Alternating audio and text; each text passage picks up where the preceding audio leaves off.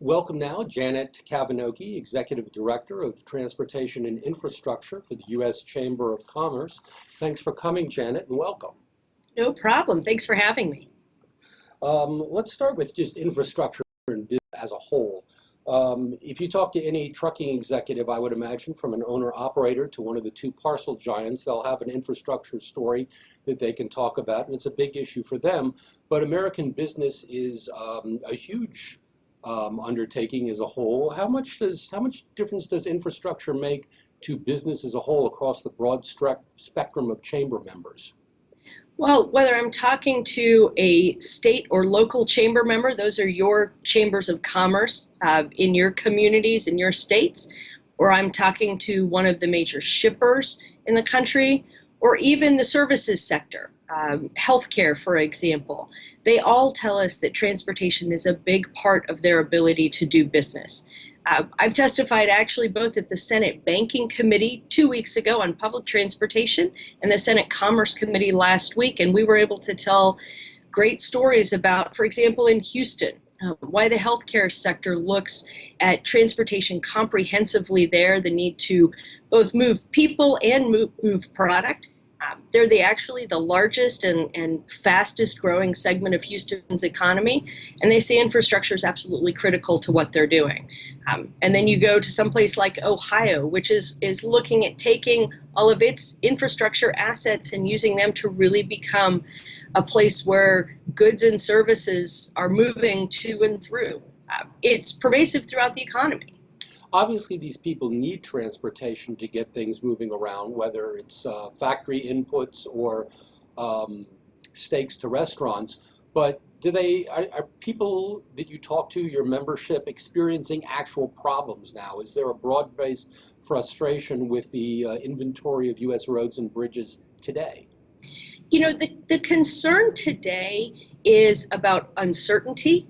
It's about unpredictability and the quality of service that they get from the transportation services providers that they know is tied to infrastructure that's just not doing its job.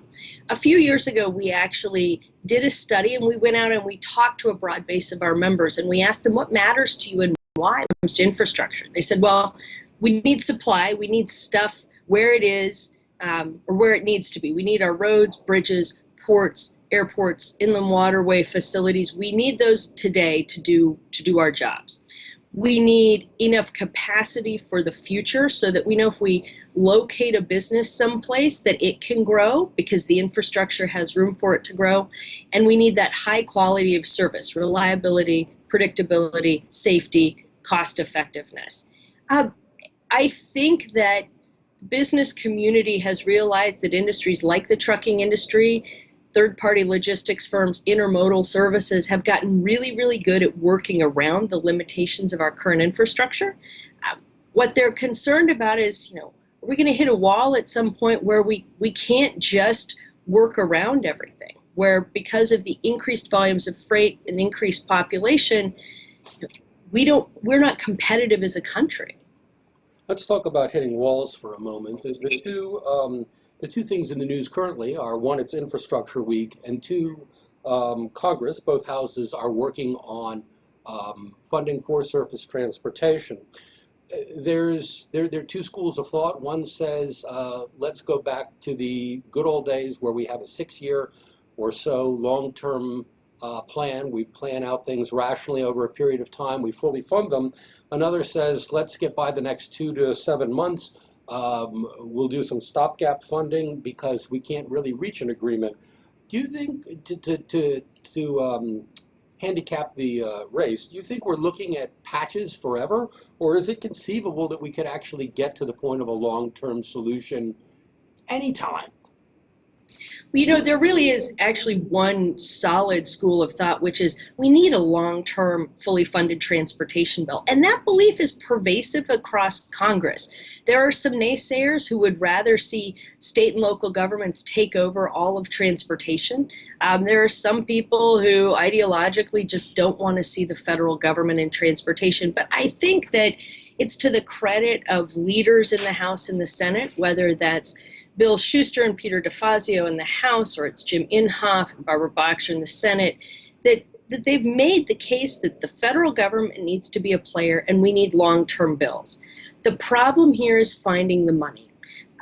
And finding the money comes down to, do you believe we need a user-funded system, or is it just too hard to deal with user funding and now we have to go and find other ways to pay for transportation?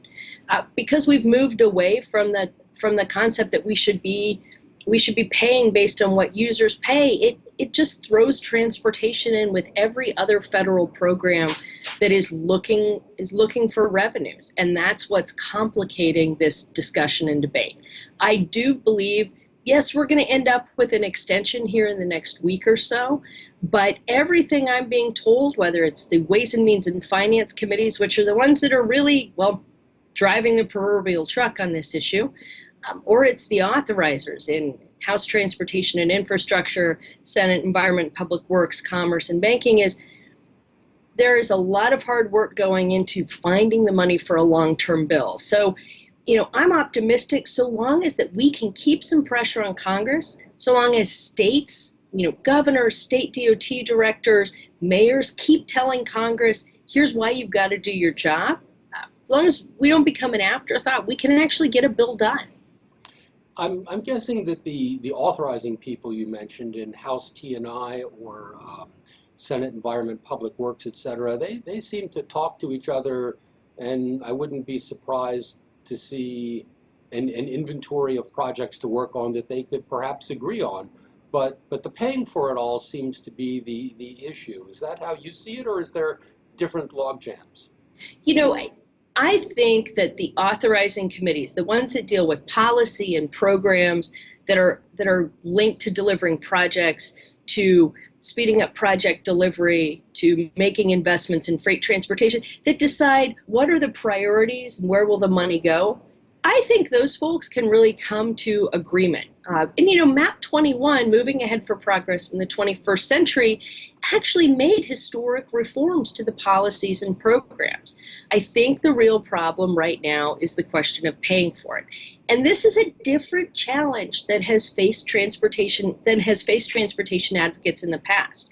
It used to be with earmarks and with the ability to really identify projects in every congressional district in every state, that the power was held with the authorizers, that they could go to leadership and say, we're ready to pass a bill, we're ready to show America that we can bring home projects to them that matter. Now you're talking about really having to focus on the Finance and Ways and Means committees, and they've got a whole lot of other things on their plate that aren't necessarily related to fixing the transportation problem. So as transportation advocates, we're going to have to be smarter about understanding the entire legislative playing field. We're going to have to care about what's going on with TPA, with Trade Promotion Authority, or the Ex-Im Bank. We'll have to care about what's going on with tax reform or tax extenders. We've got to pay attention to more than just what we used to, which is how do we drive a transportation bill. We've got to figure out where in the legislative process we fit. As far as paying for it all, the Chamber is obviously always very concerned with issues of taxation. Is a transportation network worthy of enduring taxation? And if so, what do you guys think of how the system should look like? What should it look like, the raising of revenue for transportation? Well, the Chamber agrees with the American Trucking Associations that we really need a user fee funded transportation system. In fact, as far back as 2008, we joined with ATA, the National Association of Manufacturers, and AAA in signing a letter to Congress saying what we really need to do is increase gas and diesel taxes. We maintain today that a modest phased-in increase of gas and diesel taxes indexed to inflation is the simplest, most straightforward way to deal with the current transportation problems. And we know we're going to have to move forward and think about what are new ways for funding transportation. We're willing to look at other options, but what it comes down to for us is we're looking for things that are transportation related, or revenues that are transportation related, because that has an important tie to a highway trust fund and the ability to pass long-term bills. We want funding that is sustainable, predictable, and growing over time. We don't need any more of these fiscal cliffs, which also means that we're looking for things that aren't just one-time solutions, one-time chunks of money. We need ongoing revenues to support ongoing funding for transportation. The money's got to be collectible by the federal government. There's a lot of things state and locals can do, like sales taxes, we can't do at the federal level. And we've really got to make sure that it's structured in a way that works for supporting the real needs of the transportation community. Finally, let's look at public-private partnerships for transportation. I know you were a moderator at a panel discussion connected with George Mason University the other day on that. 2 points. One, what did you learn at school that day, sitting in on that panel and listening? And 2, how does what you heard mesh with chamber preferences on the notion of P3s? Well, I think the big takeaways from that panel yesterday are, one, the challenge, a lot of people say, well, is the challenge to getting more public-private partnerships the need for more money? Well, the challenge is finding funding for infrastructure, not funding for public-private partnerships. And there was wide agreement from the private sector and public sector members on my panel that public-private partnerships are just another way of procuring projects. They're another way of going forward and getting contracts to design, to build, to operate, to maintain, to finance projects. So one way or another, you still have to have money. P3s aren't free. Second, not every project is going to be right for a public-private partnership. You've got to be looking for things that are actually financeable, and places that the public and private sector can each bring strengths. And I think that's the third piece of this, which is, as I've said, they're not for everything, but there are opportunities in P3s to actually bring more innovation, to speed up project delivery, to allocate risk. We talk a lot about risk allocation, but that means that, for example, with the Port of Miami Tunnel, the contractor doing the construction was taking on the risk of getting that done on time and on budget. Contractor wasn't going to get paid until that tunnel was done. So there are a lot of different tools with P3s. And what it comes down to for the chamber is we need to think about, where is it best to use public-private partnerships? How can that be an avenue to bring in some additional capital, to get projects done sooner, to deliver benefits sooner, to allocate risk better? But all of that has got to be done with an eye towards making sure that the customers of that infrastructure are well served and are part of the process. Janet Kavinoky of the U.S. Chamber of Commerce in Washington, thank you for joining us. Thank you.